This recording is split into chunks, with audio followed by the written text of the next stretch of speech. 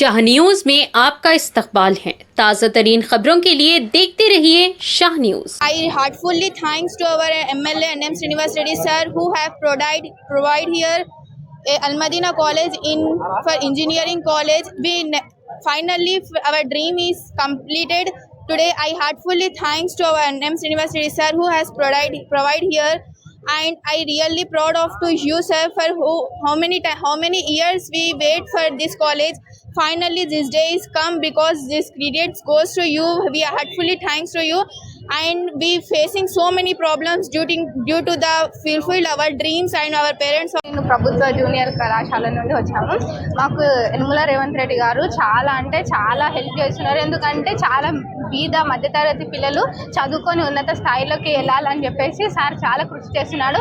అందుకొరకు మామ్నార్కి law college, IIIT college, ఇప్పుడు minority engineer college కూడా తీసుకొచ్చిండ్రు. కాబట్టి మనము మంచిగా చదువుకొని మన రేవంత్ రెడ్డి సార్ పేరు నిలబెట్టాలి. మన పాలమూరు ముద్దుబిడ్డ అయిన రేవంత్ రెడ్డి గారు సార్ మనము గర్వంగా చెప్పుకొని మనం మంచిగా చదివి ఎక్కడికి వెళ్ళకుండా మనం NM శ్రీనివాస్ రెడ్డి సార్ కూడా మనకి ఇంత కృషి చేశాడు. మా కాలేజ్కి ఎంసెట్ కూడా చేపించారు. మేము మంచిగా చదువుకొని సార్ వాళ్ళ పేరు నిలబెట్టి మంచిగా ప్రయోగోద్యోగులం అవుతామని కృతజ్ఞతలు చెప్తున్నాను.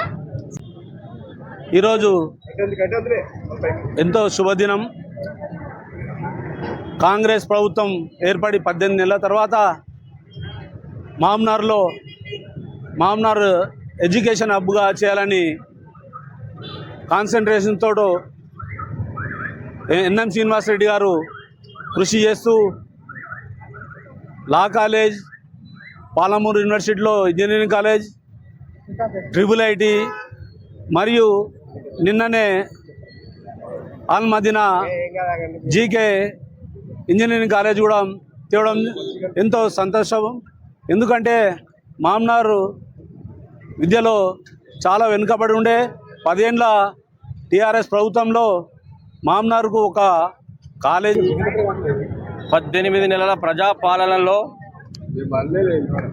దినదిన అభివృద్ధి చెందుతూ మరి ఉమ్మడి మహబూబ్నగర్ జిల్లాకు చెందినటువంటి రాష్ట్ర ముఖ్యమంత్రి వర్యులు, మనందరి ప్రియతమ నాయకులు వారు మహబూబ్నగర్ ప్రాంతం వెనుకబడిన ప్రాంతం.